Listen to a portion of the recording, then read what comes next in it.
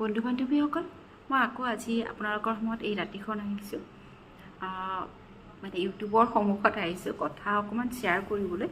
সাধাৰণতে বহুতৰে কোৱা মানে শুনিছোঁ বা নিউজতো দেখিছোঁ, বিশিষ্ট মানে তেওঁলোকে বুদ্ধিজীৱী, আৰু কথাটো হ'ল তেওঁলোকে এনেকুৱা বুদ্ধিজীৱী যে এই বিপদৰ সময়তে ইণ্ডিয়াই কিয় বাৰু হেৰি কৰিব লাগে, পাকিস্তানত মানে এইবিলাক যুদ্ধ কৰিব লাগে, মানে অপাৰেশ্যন সিন্দুৰ হওক বা এনেকুৱা ধৰণৰ কিয় কৰিব লাগে, এইবোৰ কথাক লৈ তেওঁলোকে হেৰি বিচাৰিছে।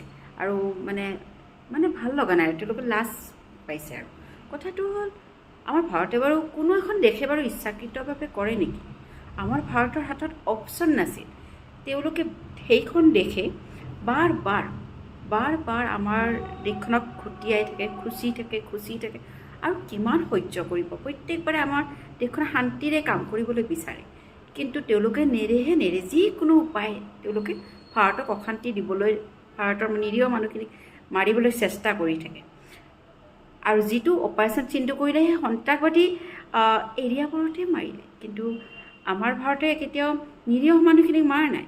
কিন্তু পাকিস্তানে যি কৰিলে সেইবোৰ তেওঁলোকে নিৰীহ মানুহখিনিক মাৰিলে। কাশ্মীৰৰ যি এৰিয়া সৰু প'ৰ্চ এইবাৰ বা যিখিনি এৰিয়াত মাৰিলে মানুহখিনি, সেই নিৰীহ সৰু বাচ্চা, সিহঁতৰ হাতবোৰ এনেকৈ মানে বোম বাৰুদত হেৰি হৈ গৈছে যে ওলমি গৈছে,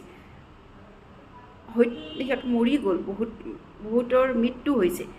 কিন্তু কথাটো হ'ল, আমাৰ ভাৰতে জানো তেনেকুৱা কৰিছে? সন্ত্ৰাসবাদী এৰিয়াবোৰতে মাৰিছে, নিৰীহ মানুহকতো মৰা নাই। আৰু আপোনালোকে যে এনেকুৱা সময়ত মানে এই বিশেষ বুদ্ধিজীৱী মানুহখিনিৰ কথা কৈছোঁ, এইখিনি সময়তো ভাৰতক চাথ দিয়া নাই। ভাবকচোন, এইখিনি সময়ত চাথ দিয়া নাই মানে কি? এতিয়া বিদেশৰ মানুহে আমাক যদি চাথ নিদিয়ে তেতিয়া মানিব পাৰি, তেওঁলোকে বাৰু আমাৰ ভাৰতৰ উন্নতি নিবিচাৰে। কিন্তু আপোনালোকে ভাৰতত থাকি, ভাৰতীয় হৈ যদি ভাৰত নিজৰ দেশখনে, নিজৰ যি আমাৰ আৰ্মীৰ মানুহখিনি যি কৰি আছে বা আমাৰ চৰকাৰে যিখিনি কৰি আছে তাৰ কাৰণে চাথ নিদিয়ে বা তেওঁলোকৰ পক্ষত নামাতে, মানে একে চাথ নিদিয়ে, তেনেহ'লে আমি বাৰু এইখন দেশৰ প্ৰকৃত নাগৰিক হিচাপে চিনাকি দিবৰ আমাৰ জানো সাহস থাকিব লাগে?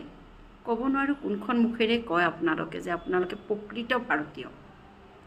আপোনালোকে আনকণ্ডিশ্যনেলি ভাৰতৰ যি এই এটা বেয়া সময়ত আপোনালোকে চাথ দিব লাগে।